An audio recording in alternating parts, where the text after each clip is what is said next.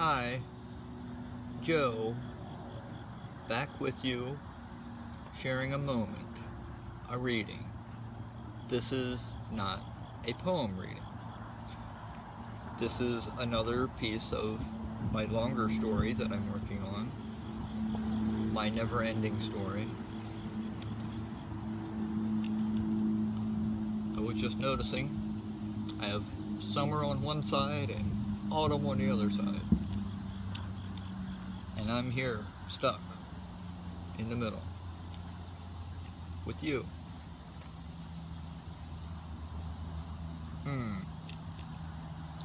Anyway, the reading.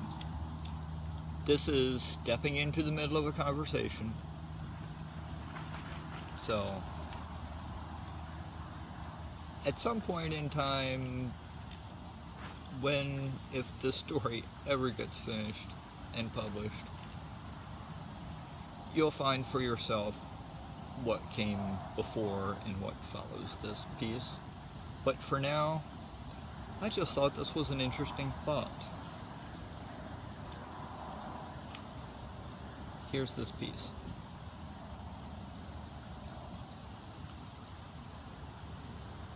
What do you think of me?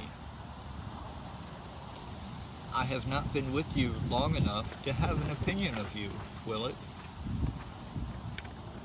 So ask me something that will give you an opinion of me. Badik thought about that. Could the answer to a single question reveal enough about another that one could conclude a valid opinion of them? Twillet, if one question exists that would do that, I do not know it. Then ask as many questions as you need to. My tongue is strong. I speak out loud every day.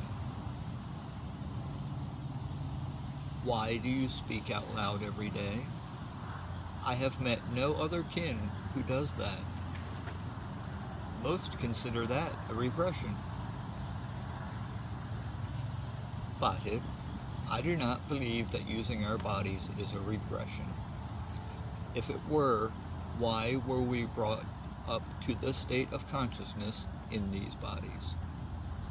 These particular bodies are best suited to this world. I speak a little every day. I speak the names of our kin who no longer walk with us in this world. I do this in respect of them. You respect others that you never spoke to? Those who were moved on before you were brought to walking upright? Yes. Why? Because the elders had brought them up. Since the elders believed it would be beneficial to bring them up to continue our development, I respect them as part of my past. Even though I do not know what they contributed, the elders do know. That is good enough for me. Badik thought about what Twillet had said. Her words made sense to him. One question alone may not be enough to form a valid opinion of a kin, but collectively, the questions need not be complicated ones. Badik was, in fact, beginning to have an opinion of Twillet. Okay. Enough of that thought. Just a little piece of contemplating why might one speak out loud? Why might one not speak out loud? The answers to that are deeper into the story.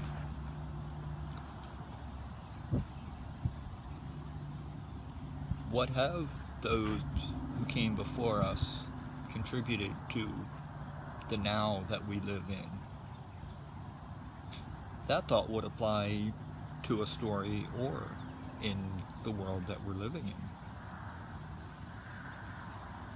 Just a thought.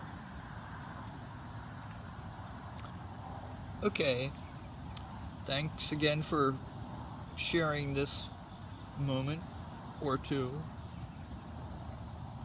for this little tidbit of the longer story.